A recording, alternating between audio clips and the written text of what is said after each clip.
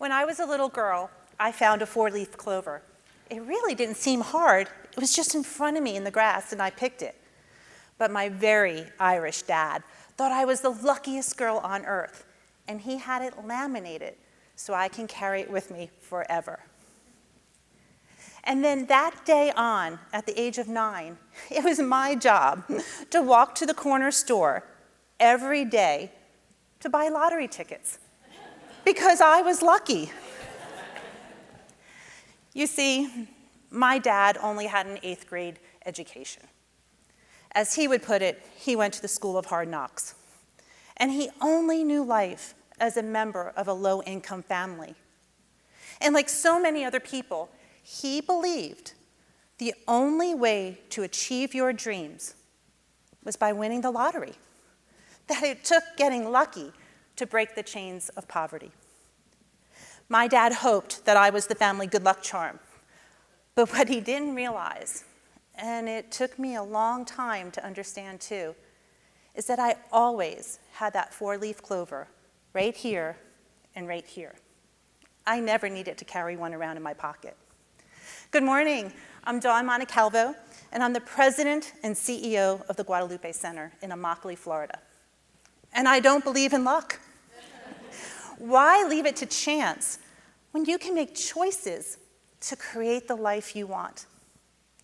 Many of you may have heard of Immokalee, Florida, and for those who haven't, Immokalee is one of the most economically disadvantaged areas in our country. 97% of all students are on free and reduced lunch, and only 3.5% of all the folks in the community have a college degree. At the Guadalupe Center, we work with the children of Immokalee to see that they have what it takes inside to overcome those barriers of living in an impoverished community. And we do it through education. At every educational milestone, we are there. Starting as young as 6 weeks old, we help children through their early childhood build the social, emotional, and academic foundation so they are kindergarten ready.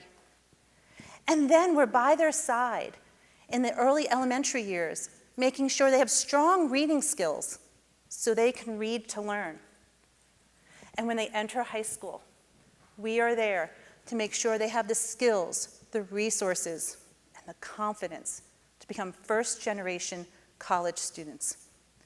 We serve more than 1,300 children a year. Students like Alberta, a high school senior, and her 3 younger siblings, Rosaria, Elmer, and Graciela, all of whom we started serving after their mom had passed. We have helped Alberta and Rosario realize they can finish high school, go to college, and still keep their family together. Through our community partners, we've helped Elmer remain physically and mentally healthy so he can remain in school. And we've helped Graciela thrive from a nonverbal child to an accomplished preschool graduate. Because we help our children thrive from the inside out, they are creating the lives they want. 95% of our 5-year-olds test kindergarten ready. 100% of our high school students graduate and are accepted to college. And an astounding 92% of them graduate college and become economically independent. So often, I hear people talk about impoverished migrant communities like Immokalee. And I often think, at the end of the day, these kids hear it too. And the message that they hear over and over and over again is they got unlucky. They were born in the wrong place, in the wrong zip code, in the wrong circumstances. That's a pretty heavy narrative to carry around. And every time I hear it, it makes me want to dig more and more into our work.